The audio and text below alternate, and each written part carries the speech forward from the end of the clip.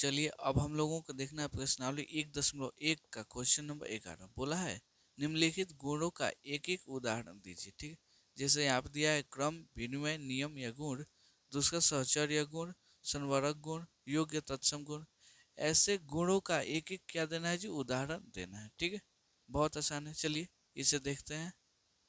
चलिए तो यहाँ पे आपका योग्य तत्सम। ठीक है, अब यहाँ पे क्या देना है, एक एक उदाहरण देना है। तो पहले लेते हैं क्रम विनिमय का नियम। ये होता क्या जी, क्रम विनिमय का नियम होता है ये अगर दो संख्या को जोड़े।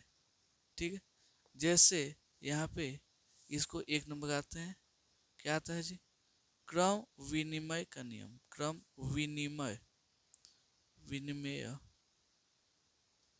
नियम या गुण, नियम कहिए या गुण कहिए, बात एक ही है। ठीक है, यहाँ पे देखिए जैसे -3 + 7, और यहाँ पे +7 + -3। ठीक, इनका योग या देखिएगा तो एक ही आएगा। इसी को क्या बोलते हैं जी, क्रम विनिमय का नियम। यानी कोई दो पूर्णांक हो, उसको जोड़िए या फिर उसके स्थान को बदल कर आगे को पीछे, पीछे को आगे करके जोड़े तो भी उसका मान कितना है जी, एक ही बराबर है। तो उसको क्या बोलते हैं जी, क्रम विनिमय का नियम। ये हो गया। यहाँ पे आता है 2 नंबर पे, क्या लेते हैं जी, सहचर्य गुण। क्या जी, सहचर्य गुण। ठीक है, इसमें क्या होता है, इसमें देखते हैं जैसे 3 संख्या को जोड़ना है, जैसे -3 + 7 + 5। तो इन दोनों को ब्रैकेट में ले लीजिए और उसके बाद देखिए उसी संख्या को -3 + 7 + 5, लास्ट वाले दो संख्या को ब्रैकेट में ले लीजिए। तो इस तो अभी भी इसका मान क्या आएगा जी, एक ही बराबर आएगा। तो इसको क्या बोलते हैं जी, सहचर्य का नियम। समझ में आया?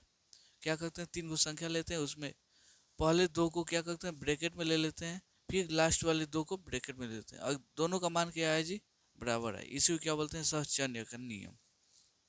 यहाँ पे आता है सी नंबर पे, समवरक का नियम। क्या जी, समवरक नियम। ठीक है, इसमें क्या होता है, अगर किसी दो पूर्णांक को जोड़ें तो एक तीसरा पूर्णांक ही आता है। समझ में आया? अगर किसी दो पूर्णांक को जोड़ें तो तीसरा पूर्णांक है। जैसे -3 + 8, इसको जोड़िएगा तो एक 3 आएगा। ये भी पूर्णांक है, ये भी पूर्णांक है, दोनों पूर्णांक को जोड़े तो एक नया पूर्णांक आ गया। इसी को क्या बोलते हैं जी, समवरक का नियम। अगर यहाँ पे डी नंबर ऑप्शन में आता है, डी नंबर योग्य तत्सम। क्या जी, योग्य तत्सम, तत्मक। ठीक है, इसमें क्या होता है, अगर किसी संख्या में जीरो को जोड़े, अगर किसी संख्या में जीरो को जोड़े तो वही संख्या आ जाता है। इसे क्या बोलते हैं, योग्य तत्सम का नियम।